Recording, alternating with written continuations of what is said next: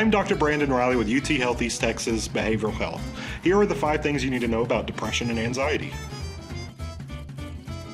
Anxiety is a symptom rather than an actual diagnosis, and it can be presented in multiple different ways. For instance, some people experience anxiety as feeling that they excessively worry about things.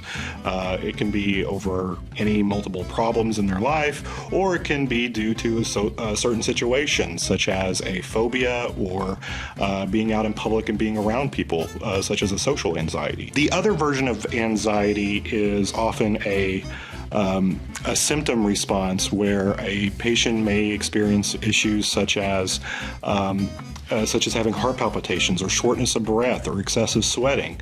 And this could be very distressing for the individual, and they can even fear that they are dying or having a heart attack. So that would be how anxiety would present as. With depression, typically that is a diagnosis, and it is where a patient would have multiple weeks feeling down, depressed, low energy, not wanting to do things, feelings of worthlessness, hopelessness, poor appetite, and worst case scenario, suicidal ideation.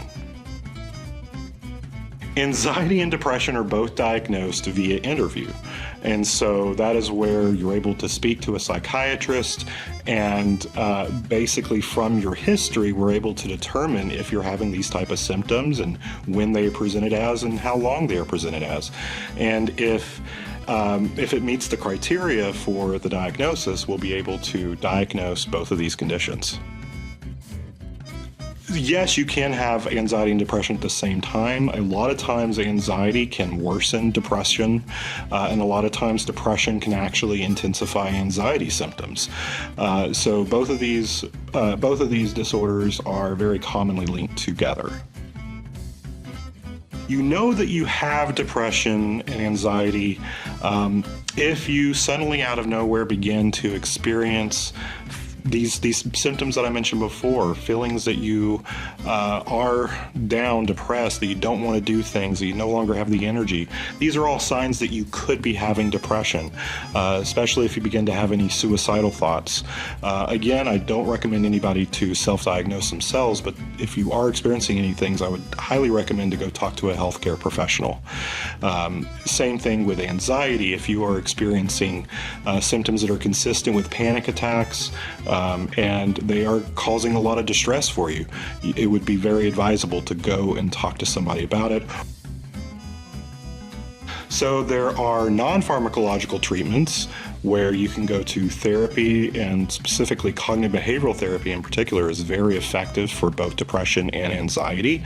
This is where you are able to discover the automatic negative thoughts that could be driving both the anxiety and depression.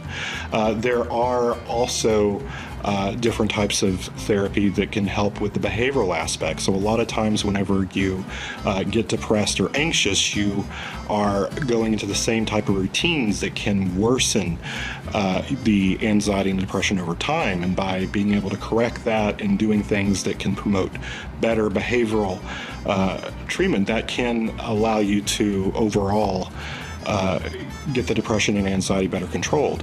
There are also pharmacological options such as SSRIs, which actually can be very useful for both depression and anxiety.